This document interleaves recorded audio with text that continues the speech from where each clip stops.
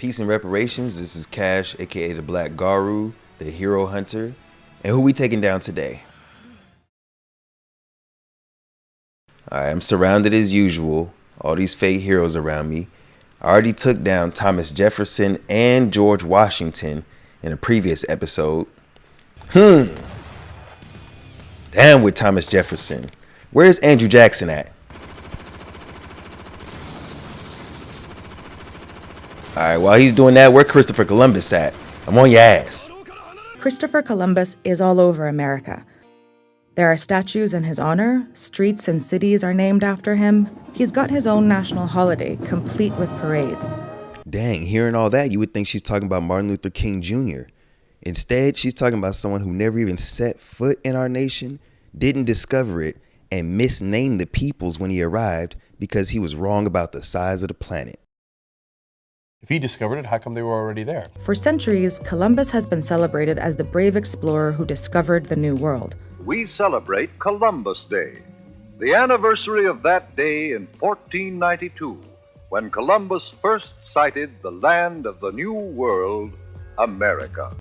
And I don't know if y'all heard the story of Rodrigo de Triana, Rodrigo the Moor, or Rodrigo de Negro.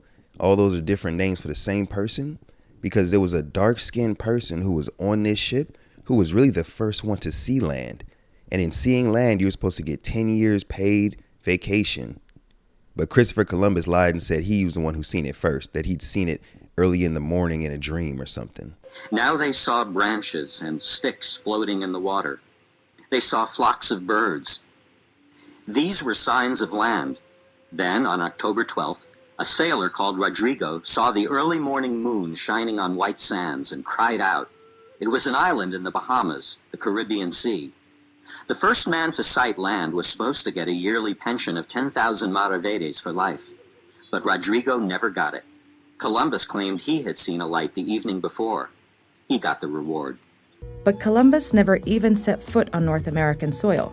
His 4 voyages brought him to the modern-day Caribbean islands, Central and South America, but never to the country where more than 50 cities, towns, and counties bear his name. Monday, October 12th is Columbus Day, which we've celebrated in various parts of this country since the 18th century, even before it became a federal holiday back in 1937. And that's probably long enough, because when you find out the actual facts of what Christopher Columbus did when he got to America, you're going to see that it's one of the darkest chapters in America's history. We could say it's one of the darkest chapters in human history, but we can't say American history since he never set foot in America. And not to play semantics, but we went from the darkest chapters in history to having some of the white terrorist chapters of history. Children, that's the Nina, the Pinta, and the Santa Maria, the ships Columbus sailed to discover America. Children in the United States learned that Christopher Columbus discovered America in 1492. But since there were already millions of people living on the American continents when he arrived, what is Columbus's real importance in history? I'm really sorry, Ms. Dazzle, but Columbus never set foot in America. Of all the modern-day countries Columbus made it to, like Cuba, Haiti, and the Dominican Republic, none of them were in the United States. Got him! Okay, fine. Then Columbus discovered Haiti and the Dominican Republic. Sure he did, if you don't count the 250,000 Taino people that lived there already. Occupied? If he discovered it, how come they were already there? But the natives were really called the Taino. Trade began between the two parties, but it was clear that the Taino did not possess the fabled riches of East Asia. However, some of them wore gold as jewelry. Columbus was hungry for gold to bring back to Spain. He wandered around searching for a large amount of gold until the Santa Maria crashed into a reef on Hispaniola. Columbus left 39 men at the site to build a colony. He promised he would return for them and sailed back to Spain. The Taino treated Columbus and his crew with the utmost hospitality. Hug? We need reinforcements! When he arrived in Europe, Columbus was famous. He had sailed into the unknown and returned to tell the tale. He brought back many things to show the Spanish king and queen, including Tainos he had kidnapped. But he did not bring enough gold, so Ferdinand and Isabella equipped Columbus with 17 ships for his second voyage, and named him governor of all the lands he discovered. Columbus repaid their kindness by returning with 17 ships and 1,200 men so he could enslave the Taino and steal their gold. To make things worse, there was soon no gold left to mine. Columbus sent letters back to Spain on a ship and exaggerated the amount of gold that was found. Columbus's report to the court in Madrid was extravagant. He insisted he had reached Asia, it was Cuba, and an island off the coast of China, Hispaniola. His descriptions were part fact, part fiction. Hispaniola is a miracle.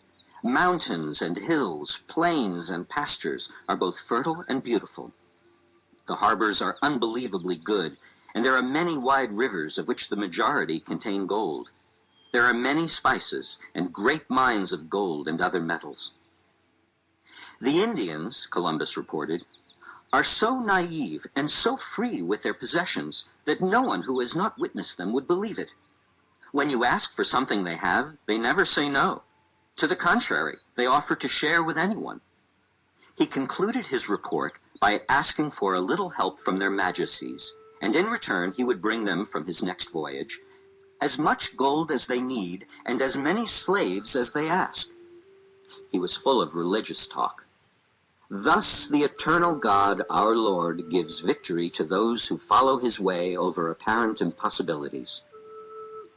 Because of Columbus's exaggerated report and promises, his second expedition was given 17 ships and more than 1,200 men. If he discovered it, how come they were already there? How come they were already there?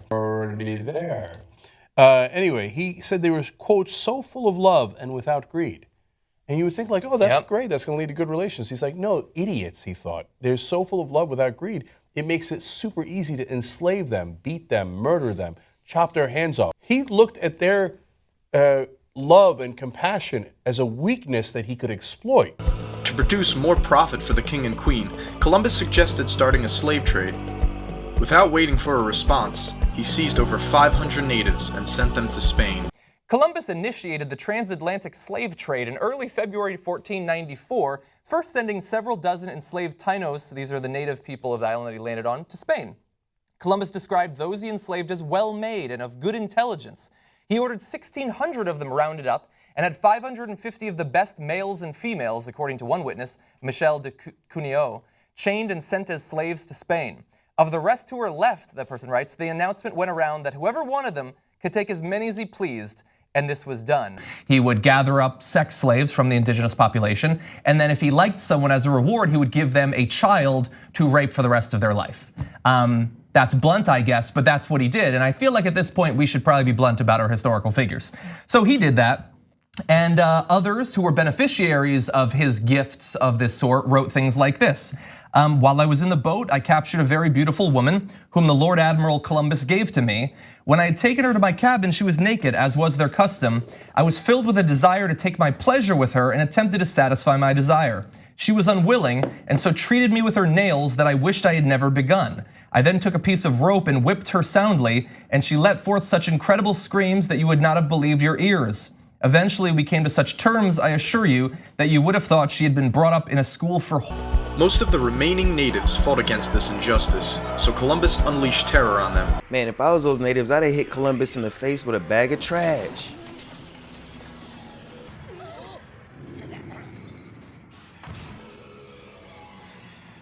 What type of person gets a kick out of owning other people? The devil, that's who.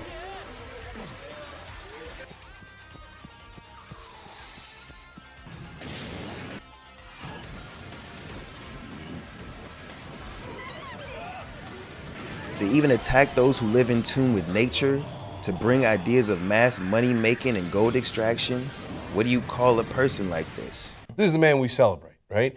And he says, you take the slaves and do what we want with them. Here's what they did with them according to the journals at the time. So this is history, and it's not somebody else said it about them. They said it themselves, right? Most of the quotes you're going to see are taken from his personal journals. In the journals of Columbus and his men, they bragged about how they would break the native women, and that they would break their will to resist after rape, after rape, after rape. And then eventually they can get the women to do whatever they wanted because they had raped them so much. Now, the initial slavery that we talked about proved to be unprofitable, but he later wrote, "Let us in the name of the Holy Trinity go on sending all the slaves that can be sold." So there you get both the religious and the commercial considerations in one sentence. Once defeated, they were forced to pay tributes of gold to the Spanish. A system called Encomienda. People who didn't find enough were punished brutally. When the slavery did not pay off, he turned to a tribute system, forcing every Taino of 14 or older to fill a hawk's bell with gold every 3 months. If successful, they were safe for another 3 months. If not, Columbus ordered that they be punished by having their hands chopped off, or they were chased down by attack dogs. As the Spanish priest Bartolomé de las Casas wrote, this tribute system was impossible and intolerable. They not only had their hands cut off, by the way, but they were forced to wear them around their neck on thongs. A little bit barbaric there. Okay, now imagine if ISIS had cut off hands, which they do, right, from time to time. So does Saudi Arabia, by the way, one of our top allies. And then they made the kids, 15, 14, 15, 16-year-old kids, wear the hands around their neck. And then they said, well, I'm only chopping it off because you didn't give me enough money, enough gold, enough bribes, right? Yeah. And then they rape the women. They do this to the kids, to all the adults. And then they sick dogs on them, rip their flesh from their body as we all watch. Children were told that Columbus defied conventional wisdom and proved the world was round. But at the time, people already knew the Earth was round. Columbus actually claimed the world was smaller than predicted, and he was wrong. Children were also told that Columbus's voyages to the inhabited islands in the Americas were peaceful. The people Columbus called Indians were very friendly, and they gave Columbus and his men many gifts. But they don't mention that Columbus and his men were responsible for the mass deaths of native people. A friar who lived on the islands Columbus reached and experienced the brutality of the conquest wrote about it. He wrote, "They forced their way into settlements, slaughtering small children, old men, and pregnant women." These details have been kept out of most textbooks from the beginning, allowing Columbus to become an American icon. Instead of being celebrated, this dude should have knew what Five Fingers said to the face. This is another section from Christopher Columbus's personal journal. He wrote, 100 castellanos are as easily obtained for a woman as for a farm, and it is very general, and there are plenty of dealers who go about looking for girls. Those from 9 to 10 are now in demand. So they had set up some sort of system of pimps and sexual slavery in the New World. Eventually, he went back to Europe and then returned with more men after saying that he could conquer all of the natives because they had so little experience with war that he needed just 50 men so that he could govern them. On his second trip to the New World, he brought cannons and attack dogs. If a native resisted slavery, he would cut off a nose or an ear. If slaves tried to escape, he had them burned alive. Other times, he sent attack dogs to hunt them down, and the dogs would tear off the arms and legs of the screaming natives while they were still alive. If the Spaniards ran short of meat to feed the dogs, Arawak babies were killed for dog food. I gotta pause right here because however grotesque this story may seem, generational trauma may remind Black Americans of the same history that's been repeating itself ever since. We've heard from our civil rights leaders that it was four-legged dogs sicked on us by two-legged dogs, and that our babies used to be considered alligator bait by human traffickers.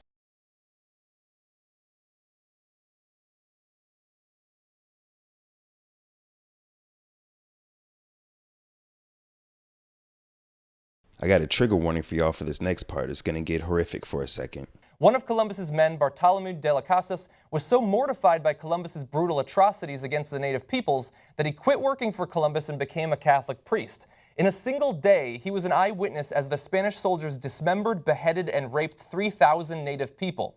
Such inhumanities and barbarisms were committed in my sight as no age can parallel, he said. My eyes have seen these acts so foreign to human nature that now I tremble as I write. But now that I know the facts, well, obviously I changed my mind on Christopher Columbus because no one ever told me what the real facts were. You find out the real facts and you go, you would have to be a monster to want to celebrate this guy. And even after all these truths, all these primary sources about history, there's still those who would try to defend a person like this. People who claim that pirates were living like that and that there wasn't any laws in the Caribbean. Captain Morgan, I'm coming for you too. Coming soon. But let me finish Columbus real quick. They leave it out of the elementary school textbooks. But yeah, so we have more barbarity, but the fundamental facts, as you pointed out, he did not discover America. First of all, other Europeans had already been to America at that point, and as you point out, well over 100 million native people had already been living there. They had discovered it first, actually. Got him! Got him! They did not think that the world was flat at that point. They had not thought that for over 1,000 years. So he was not brave in being willing to go over the edge of the world. And he did not go in a mission of exploration at all. It was a commercial enterprise and a religious enterprise to find gold and to find slaves and to convert them where possible. Historians started re-examining Columbus and his story, correcting the myth and including the missing historical facts. As revelations about Columbus have become mainstream, some people have rejected the holiday. Experts generally agree that before 1492, the population on the island of Hispaniola probably numbered above 3 million. Within 20 years of Spanish arrival, it was reduced to only 60,000. Within 50 years, not a single original native inhabitant could be found. Wow. Millions were killed as a result of the exploration, the discovery. Wow. And that's on one island, by the way. This was then spread throughout the region. If that's not terrorism, what in the world is, right? I mean, that terrorism is so thorough, is after all the rapes and the beheadings and setting people on fire, they kill at first nearly everyone, and then eventually everyone. This was literally all he did. He didn't discover America, and he didn't prove the Earth was round. He just bounced around the Caribbean, slaughtered a bunch of innocent people, and died thinking he had made it to India. Hashtag no regrets. Yeah. Again, if you didn't know, I didn't know either, right? It's okay. You're not a bad person. We were all told, hey, Columbus, hey, it was wonderful Italian, comes here, discovers America. Explorer, brave. Brave, all that stuff. It's okay, you didn't know. But now you know. Yeah. But now you know. After you know it, and you still want to say that this is a good man, because I don't care because he was white or he was Italian or he did it he's the founder of our country. I don't care. If you don't care about this, you're really a terrible, terrible person. Yeah. The U.S. will have to decide which myths are worth keeping and which ones to discard.